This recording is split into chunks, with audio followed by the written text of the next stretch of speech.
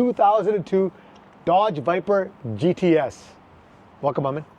Thanks for having me, Sunny. Let's talk a little bit about your car. Sure. How long have you had this car for? I think I'm going on 3 years now. 3 years? Yeah, so 3 years. How long did you want this car for? Like, this is one of those dream cars? Probably my whole life. I think the GTS has always been a bit of a poster car for a lot of us. Yeah. So we've had a Viper in the family since I was a kid. My brothers had one, and it was a Gen 3, so the one after this. What color was that one? It was a red one. Yeah. Red convertible, 2003. But this is the body style that I've always liked. Yeah. So it was obviously a dream come true when I was finally able to make the purchase. So you've been a car guy, you know, Aman and I are friends, really good friends actually. You've been a car guy like myself as a kid. What was your first car that you ever owned? First car was a 1991 Ford Escort. Okay. So we got it for $900, right? Way back then. But it was cool because it was a stick shift. Right. So I learned how to drive properly on it. In high school? In high school. Yeah. Okay. So in high school, I had that car for about a year and a half. And then I saved up some money and I bought a Mitsubishi Eclipse, 98 Mitsubishi Eclipse. The Eclipse is basically the same car. Actually, that's the same car from Fast and Furious. Yeah, so that was kind of the influence, right? So it was the Fast and the Furious influence. And I think it was like purple with like a bunch of flake, very Fast and the Furious kind of vibe. Yeah. And yeah, we can keep going, but basically, right, like any car guy, it just goes from there because you own that for a little bit, and then there's things you like about it, there's things you don't. Time passes, you make more money, your tastes change. Yeah. But that was what I had in high school. I saw a quote one time. Somebody said that a lot of cars can kill you. Yeah. But a Viper is the only car that's actively trying to kill you. Yes. And so I think, you know, we all have human beings. We have an obsession subconsciously with like death, with thrills, right? Adrenaline. That's why we do things like bungee jump, skydive, or drive cars like this. Yes. Because it's just that feeling of knowing that it's nobody actually wants to, but wants you live that to close happen. To the edge. Yes, it's close that feeling of feeling. Close to the edge, which I think cars like this, they give that to you. Even though there's more expensive vehicles with more power by modern standards. Is it funny enough? It makes you feel alive.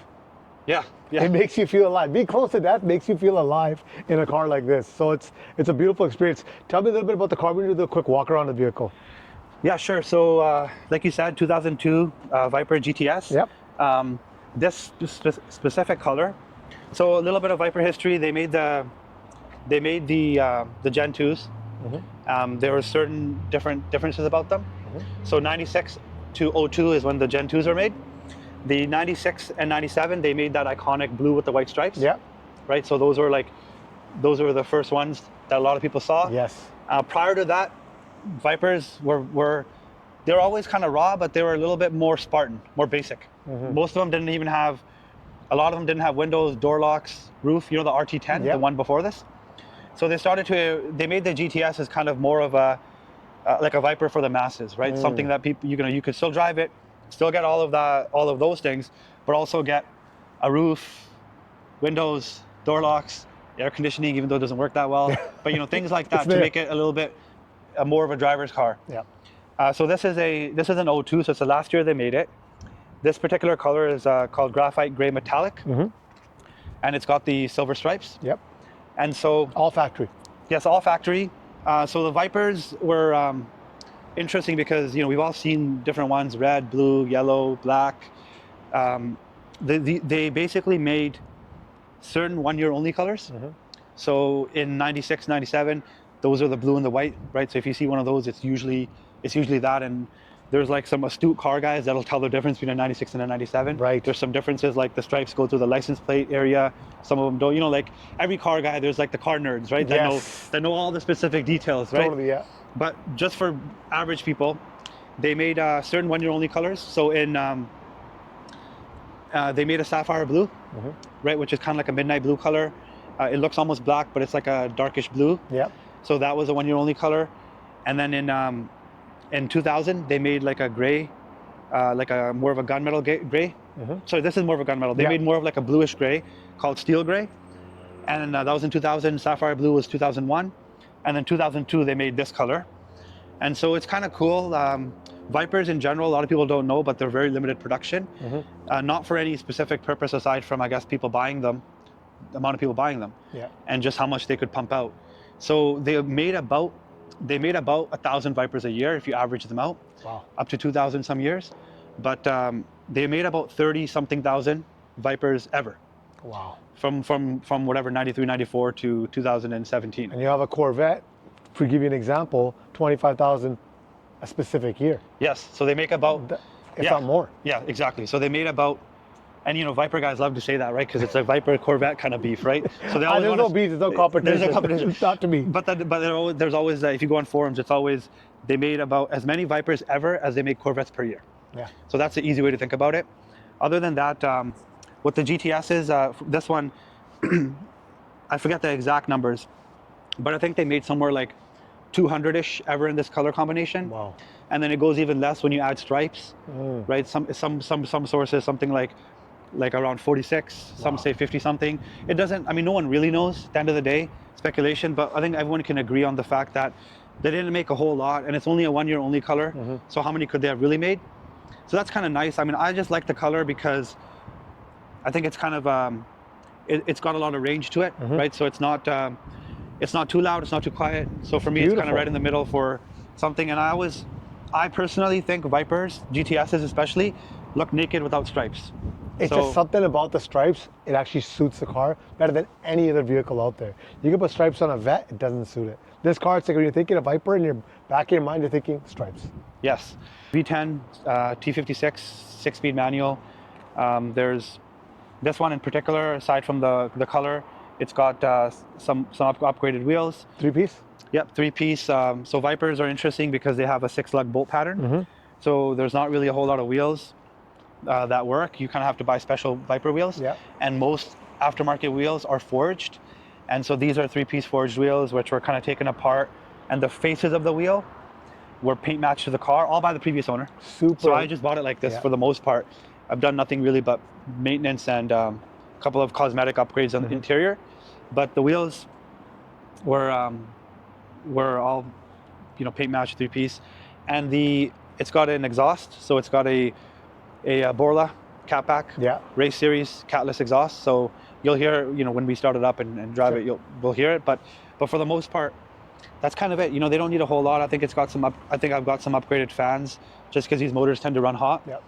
Other than that, I think it's got upgraded, like, it's all like in the bolt-on category. Got it. Right? So bolt-on, for people who don't know, is just literally things you bolt on. So nothing's been like taken apart, upgraded internally. It's just stuff that you buy and slap onto your car and get a little extra power. It's got a tune, right? Which is supposed a bit better. Yeah, which, you know, we talked about this before. Back in the day, we used to modify cars and had no idea about tuning. We'd throw money at them, do mods, and then wonder why it runs even more like shit than before. The last thing I invested in back in the days when I first bought a car was brakes and tires. And now that's the first thing I invested in, is better brakes and better tires, because you think, I just want to go fast. But stopping allows you to go faster. Yeah. So it's like, it gives you more control and comfort and safety. Totally. So, allows you to go faster confidently. Confidently. Right? But let's go for a drive then. Let's do it. Let's do it.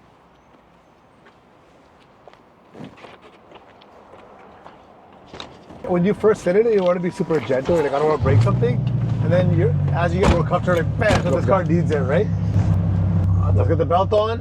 Okay. This is another quirk of this car as well.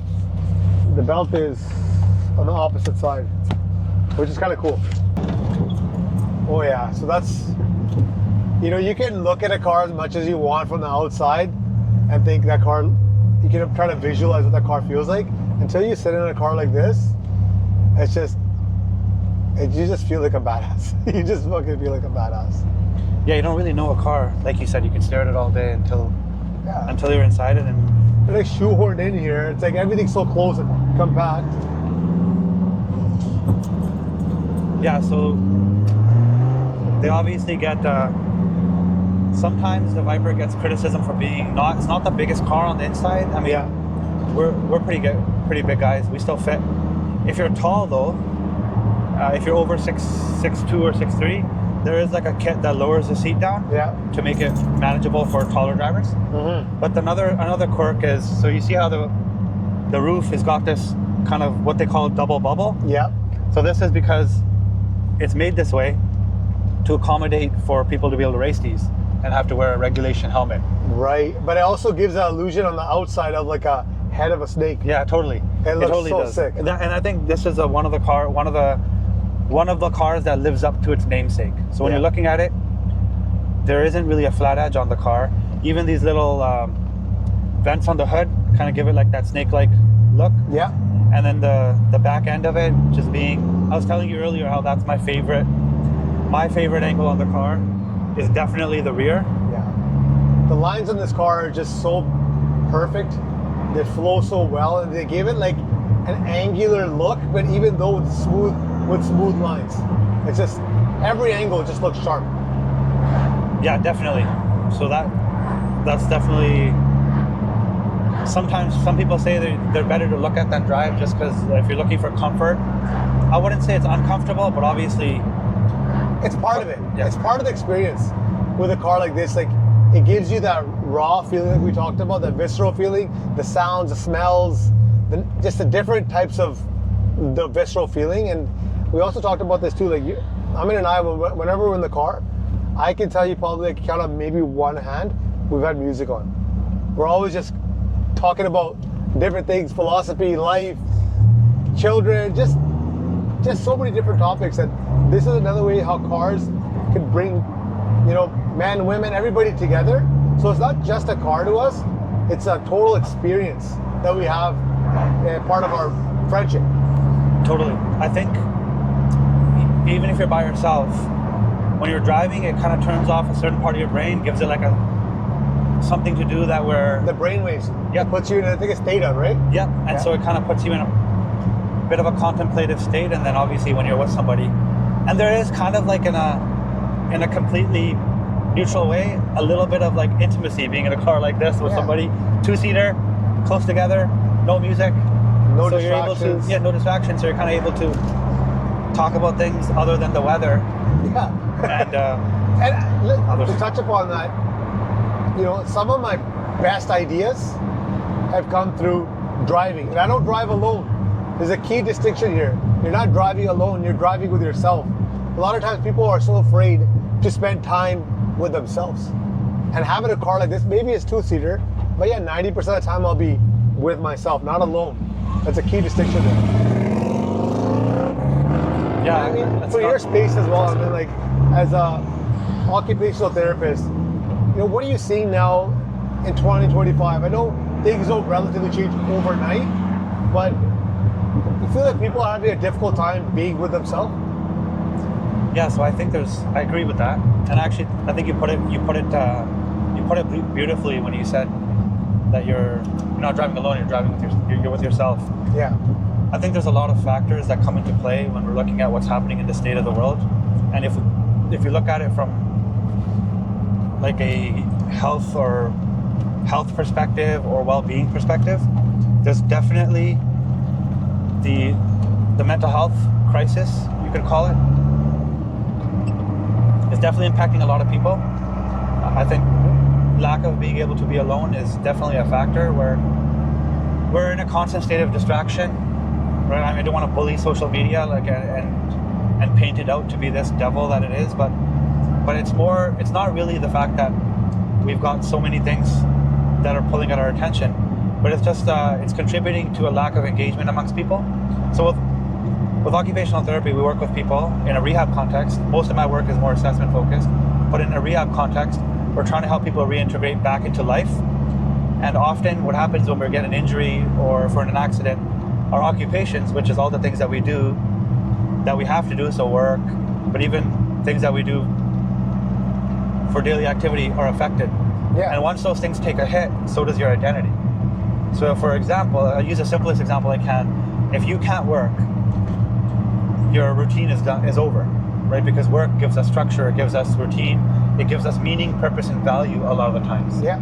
And so what I often see with people who are in that kind of a state is that they're struggling to manage themselves, and they're struggling to find meaning and purpose.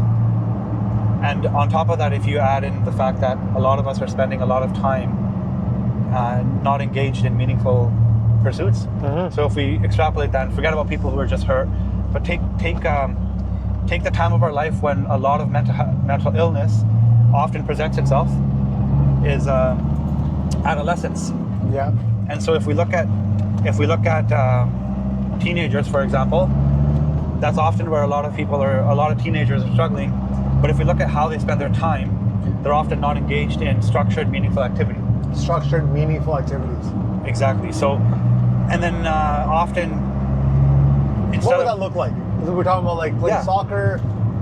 For sure. So it can be sports, recreation, leisure, things like that.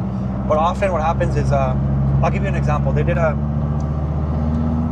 study on a group of teenagers that were experiencing things like anxiety, depression.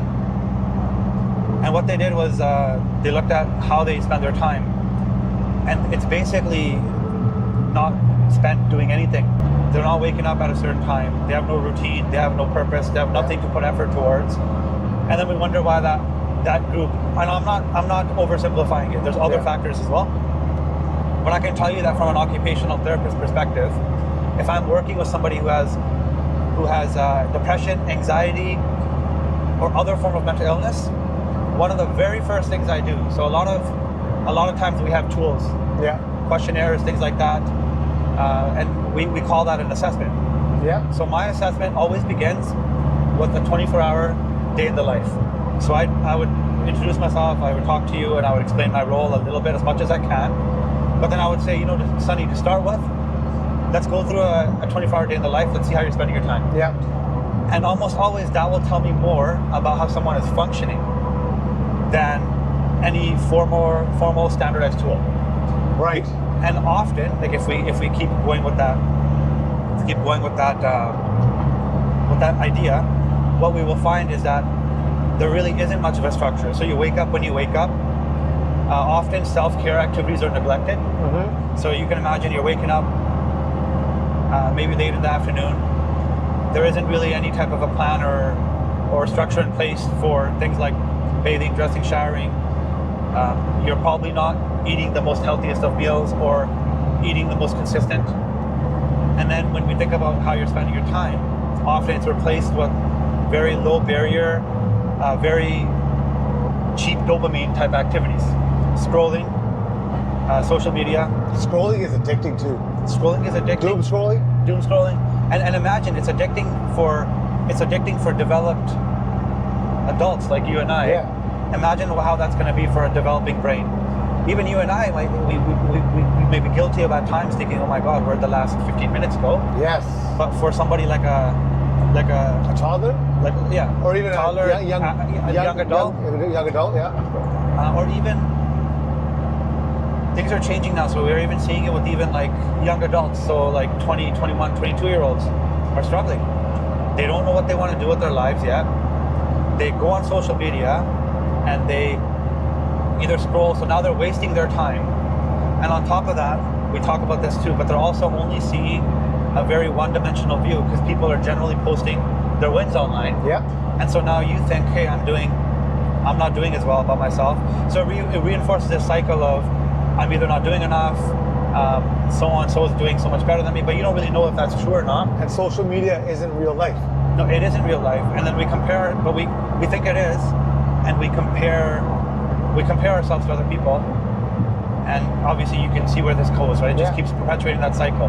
So one way to break it, at least from my perspective, is to have meaningful engagement in structured activity, right? So you can look at that many different ways, but at the end of the day, if you don't plan your day, something's gonna plan it for you. If you what's that saying again? If you fail to plan, you plan to. If you fail to plan, you plan to fail. Exactly. So think about you and I, for example. I've achieved the most results, success in life when I've had a plan and when I've had structure. And often, not always, but often that involves waking up at a certain time, having a list of activities that I need to do to keep myself well. And then by doing those things, I can then put the most into my business, into my relationships, into my family, into the things that are of value and importance to me. I mean, I could totally agree with you on that as well. Like having a simple checklist for the day and crossing off those little maybe to-dos, it gives you such a sense of accomplishment at the end of the day, the week, and the month to be like, okay, you know what? You look back at it, you're like, look at all the different things I did. It just gives you that more fulfillment and purpose. And I was watching something recently online, about how people aren't just like either men, I'll talk about men specifically. A lot of men are depressed, and it's because they lack purpose and drive in life. It's not that they don't have the energy, they don't want to go do it, just they don't know which way to move. So it gives them that feeling of almost that inaction. What you mentioned before was the paralysis of, I forgot the whole saying again. Yeah, but paralysis by analysis. Paralysis right? by Like analysis. we basically overthink it, Yeah. and then overthink ourselves into. But that goes back to, again, like if you think about it, we're trying to any cycle that needs to be broken. We often, not always, but a lot of us, we think we need to have the perfect solution or plan for that. So a good plan today is better than the best plan tomorrow. That's kind of one thing I always tell my clients, because sometimes people don't know where to start, and that's one thing where we just start. I know it sounds cliche and I know it sounds simple, but a lot of other successful entrepreneurs, business owners, coaches, whatever you want to call them, influential people, they all share that same approach of you just do, and then you do, and then you reevaluate. Well, this is what I did, and what results did I get out of that, and what I need to do differently, and then you just keep fine tuning, right? I think the other thing that I often tell people is the only thing we're directly in control of is how we spend our time, and how we spend our time will determine the results or goals that we achieve. Yeah. Right? We can't control how many sunrises or sunsets I'm going to see. We can't control those things, but we can have a direct effect on kind of how we're spending our time, and then that takes us again full circle, because earlier I had said that how we spend our time tells us more about how we're functioning. Totally. This is a brutal left. I want to touch upon as well is what's happening currently, not just globally, but let's just talk about what's happening with media. The news media cycle now is it's exhausting. I'm like getting calls from people as well when they're asking me questions. I'm like, I can't keep up with this anymore. And I can only imagine for someone like myself is observing from far away how crippling this could be for many people. Over the years, and I'm talking like the Roman Empire level, Yeah. media has always been a way to control the masses, right? Yeah. So, and I'm not saying that they're trying to control us, but I am saying that. But it is. The reality is information. Whoever controls the information controls the masses, whether it's good or bad information. Exactly. And the problem is that people don't realize, you know how there's that expression, you are what you eat? And people talk about it from a dietary perspective. I take that one step further and say you are what you consume. I 100% agree. And we're not just talking about food, we're talking about ideas, influence, knowledge, whatever. Social. Content. Yeah, Social. content, exactly. Whatever you are taking in is going to have an effect. And there's a really good quote by author Dostoevsky, right? So he wrote some really hard books, but he said that one of the things he said was that the easiest way to prevent a prisoner from escaping is to make sure he never knows he's in prison. And I think that people don't realize that Matrix. Exactly, the Matrix. But we don't realize that we're in a prison in many ways, a prison of ideas, a prison of limiting beliefs, and only once you realize that can you break out of it. Yeah. And it's not easy because there's so many prison guards. There's so many prison guards. And you know who the prison guards are? Other people. Other prisoners. Other prisoners. Because as soon as you start escaping, people are going to hold on, Sunny, slow down. What are you doing? Don't you know? You can't do that. You can't do that because what happens is that the truth will make people face the illusions that they're accepting as reality. I think we have to be critical of the information that we're being given. And a lot of the times we either don't have the full story, or we have to understand that, hey, there might be an agenda behind this. Yeah. You also have to be aware about what's happening. Like right now, we were talking just earlier about the mental health crisis is rampant now especially in downtown Vancouver, but on the streets, right? So we're seeing people who are struggling with either a substance use issue or a mental health issue. Yep. And these people need help, but often they end up being involved sometimes in some type of violent crime. And somebody gets hurt, and pretty quickly they're back on the streets, right? So right now there is a bit of a crisis, and the system just isn't set up to support people. No, I feel really bad and terrible a lot of times for what's happening to how we treat each other. You know, it's like you said, you'll see somebody like face down in a bush, and I'm not trying to be funny here, people are just walking by, driving by like it's nothing. 10 years ago, you would have a crowd of people pulled over trying to give the person assistance. And now we're just so desensitized to this. And I don't know, of course, we're not going to get into the weeds here, but it's not a good place we're not heading in a good place as a society. Well, here it goes back to, let's talk about healthcare again. Yeah. But it goes back to, if we truly are healthcare professionals, let's say, if we think about our system. So this is part of the reason why, again, this is personal view, but part of the reason why I left the public system was we call ourselves healthcare professionals. But if we think of a continuum of health, and we think about a red zone, which is people that are in crisis, and we think about the yellow zone, which is people that are not bad enough that they need to be in the hospital, but also not achieving their full goals, potential, they're like in the middle. And then the green zone is people who are functioning at their best. Those are the ones achieving their goals, maximizing they're working a job that they're doing well in, they're able to engage in recreation, leisure, their relationships are well balanced. You know, what we all strive to be. Yes, absolutely. 95% of our resources as a system are geared towards the red zone. Yep. And so how can we call ourselves healthcare professionals when really what we are crisis management specialists? Yeah. We're really good at helping people when they're at their worst, and generally speaking, if it's physical. So you have a heart attack, a stroke, you break an arm or a leg, tons of support. But if you have depression, anxiety, you're in a hospital and you can't cope, there just isn't the same support. And I'm not saying I have solutions to every problem, but I'm acknowledging that it is an issue. Yeah. And that's what we are seeing, where people are desensitized to it because we see it so often.